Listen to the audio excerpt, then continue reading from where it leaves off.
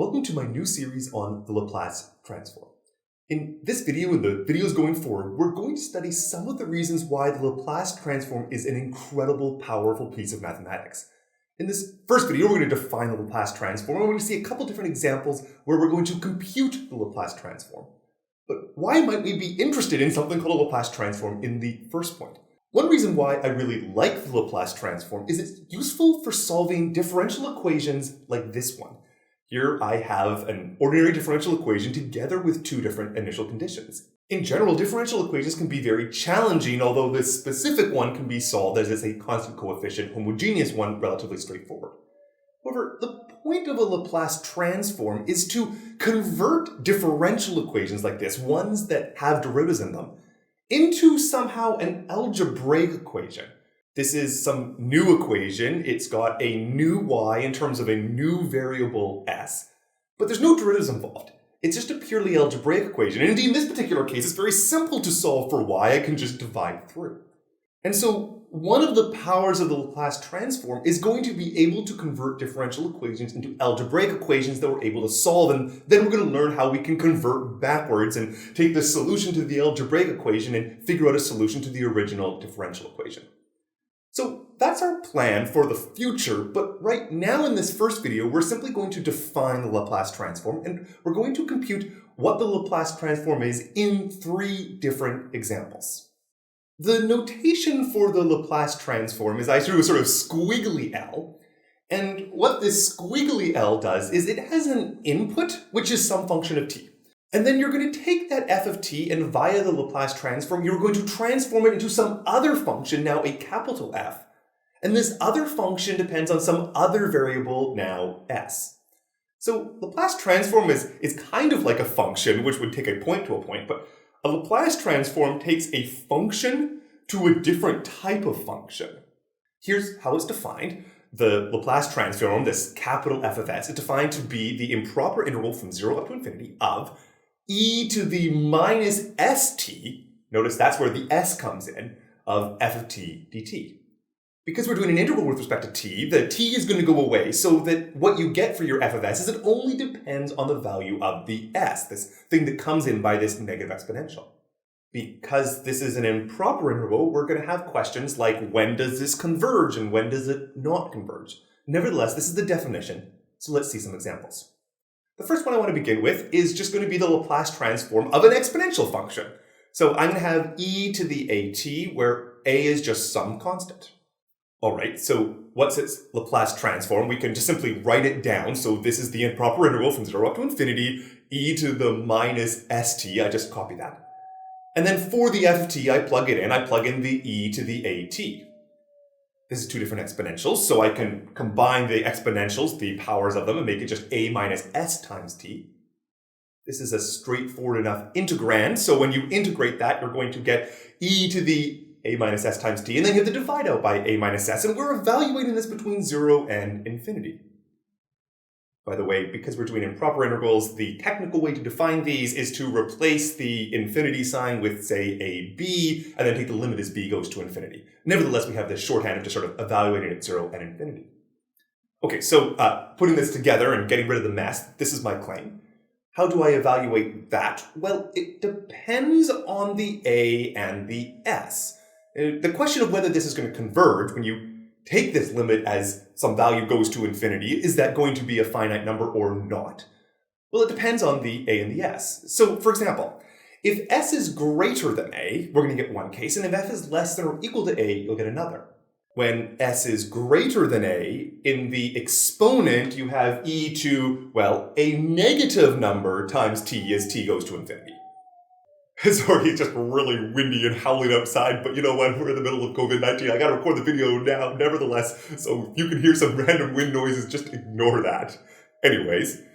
And then if you take t to infinity of a negative exponential, it just goes away to 0, and so indeed, in this case, it just converges as 0, and then when you plug in the 0, you get an e to the 0 over the a minus s, and in the end, just 1 over s minus a. In the other case, where s is less than or equal to a, well, if it's equal, then just in the denominator, you have a division by 0, it diverges. And if the s is strictly less than a, it's going to be, well, it's going to be an exponential that has a positive times a t going to infinity, likewise, it's going to diverge. So in this example, we figured out how to compute the Laplace transform of this exponential function. And we've noted that the answer that we get does depend on what the value of s is relative to this constant a, and you sometimes get it diverging and sometimes get it converging. Before we get to our second example, I want to introduce a new function to us. I'm going to call this a step function, or sometimes called the Heaviside function. What this function does is it's 0 when t is less than 0, and it's 1 when t is bigger than 0. And then the example I want to compute out is actually the Laplace transform, not just of the step function, but of the step function u of t minus a. What this u of t minus a looks like is, well, something like this. The idea is that when your t is going to be less than a, then it's just going down to 0. And then when your t is greater than a, it's going to be of height 1. This is a very useful function because if you have any function that you think should have a discontinuity at some particular spot, when you multiply by this u of t minus a, where a is the spot where you want to have a discontinuity, it introduces a discontinuity. And so this is a wonderful way to be able to model a lot of functions that have step discontinuities. You just sort of multiply by this Heaviside function, or this step function. Nevertheless, our goal is to compute the Laplace transform of this function. Well, let's write it down. So again, it's our integral, but now our integral doesn't start at 0 to infinity, because the function is just the function 0 all the way up to the value of a. So the portion of the integral that's 0 up to a is just going to be equal to 0. Here, by the way, I'm assuming that a is a positive constant. So the integrand has that negative exponential that is part of the definition of the Laplace transform, and then it just multiplies by 1, but what really is happening with the step function is it's restricting the domain, so now it's a to infinity, not 0 to infinity. Nevertheless, it's an easy integrand, we can compute that, and when you plug in the infinity, because it's a negative exponential, it goes away to 0. Our assumption here is that a is positive, and as a result, it's just going to be e to the minus sa divided by a. It's what happens when you plug in the lower limit that t is equal to a. Alright, so now let's do our third example, but before we do that, I want to introduce a new piece of terminology. I want to introduce something called the gamma function. The gamma function looks a little bit related to the Laplace transform, and indeed it will be in just one moment, but for now it's just an improper integral from 0 to infinity, very similar. The specific exponential e to the minus t, and then multiplied by t to the x minus 1 dt. This is some function, and it turns out to be important enough that we give it a name, and so we call it the gamma function.